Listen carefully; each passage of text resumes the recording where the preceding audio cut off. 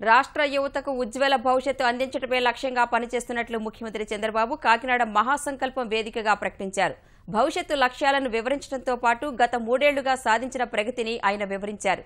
విభజనతో రాష్ట్రాన్ని పడగొట్టిన వారే పశ్చాత్తాపపడేలా అగ్రగామి రాష్ట్రంగా తీర్చిదిద్దేందుకు 3 ఏళ్ల కాలంలో చేయని ప్రయత్నం లేదంటూ వివిధ సంఘటనలను ముఖ్యమంత్రి గుర్తు చేశారు. ప్రజలే ముందు అనే ఒక సరికొత్త భావనను ప్రభుత్వంలోని అన్ని స్థాయిలలో అమలు చేస్తున్నట్లు చంద్రబాబు వెల్లడించారు. అధికారం చేపట్టిన తొలి రోజు నుంచి ఇటీవల అమెరికా పర్యటన వరకు పెట్టుబడులను ఆకర్షించేందుకు తాను చేయని ప్రయత్నం లేదని తెలిపారు.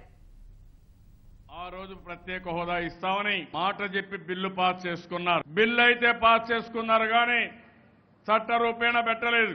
ఆ తర్వాత కొన్ని టెక్నికల్ కారణాల వల్ల ఇప్పుడు ప్రభుత్వం కూడా మేము ప్రత్యేక హోదా ఇవ్వలేకపోతున్నాం, కానీ ప్రత్యేక ప్యాకేజ్ ఇస్తాం, హోదాలో ఉండే అన్ని ఇస్తామని మనకు హామీ ఇచ్చారు.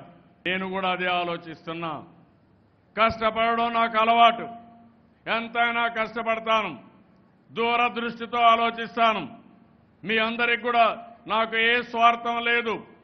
ఈ రాష్ట్రంలో ప్రతి ఒక్కరూ ఆనందంగా ఉండాలి, ఆరోగ్యంగా ఉండాలి, ఈ పిల్లల భవిష్యత్తు ఉజ్వల భవిష్యత్తుగా ఉండాలనేది నా ఏకైక లక్ష్యం. దానికోసమే నేను పనిచేస్తున్నా. నా ఆడబిడ్డలు, అక్కలు, చెల్లెళ్ళు ఎవ్వరూ కష్టపడకూడదనే ఉద్దేశంతో ఆ రోజు దీపం పెట్టా. ఈరోజు పూర్తిగా ఈ దీపం కింద 100% ఇచ్చి పొగరహిత వంట ఇంధన రాష్ట్రంగా అనౌన్స్ చేశామంటే అది ఈ ప్రభుత్వం చూపించిన చొరవ, ప్రభుత్వానికి ఉండే పట్టుదల. ఇది ఒక పట్టుదలతోనే సాధ్యం. 150 దేశాలు ప్రపంచం మొత్తం ఎవరు ఆనందంగా ఉన్నారని యునైటెడ్ నేషన్స్ ఒక సర్వే చేశారు. ఆ సర్వేలో భారతదేశం 122వ ప్లేస్లో ఉంటే మన రాష్ట్రం 74వ ప్లేస్లో ఉన్నామంటే అది రాష్ట్ర ప్రభుత్వం చూపించిన చొరవ. ఆనందంగా చదువుకోవాలి, ఆనందంగా పనిచేయాలి, పిల్లలకి ఎంతైనా ఇస్తాం, నాణ్యమైన చదువు చదివిస్తాం. ఎస్సీలు, ఎస్టీలు, బీసీ, మైనారిటీ, కాపు పిల్లలు, బ్రాహ్మణ పిల్లలకి విదేశ విద్యకి 10 లక్షల రూపాయల ఆర్థిక సహాయం చేసే ఏకైక ప్రభుత్వం మన ప్రభుత్వం అని చెప్పి కూడా నేను మీకు తెలియజేస్తున్నా. ప్రతి ఒక్క ఇంటికి కొళ్ళాయి ద్వారా నీళ్లు ఇచ్చే బాధ్యత ఈ ప్రభుత్వం తీసుకుంటామని చెప్పి కూడా నేను మీకు తెలియజేస్తున్నా. పోయిన కాంగ్రెస్ హయాంలో ఇండ్లు కట్టి ఎవరు ఉండడానికి నివాసయోగ్యంగా లేవు.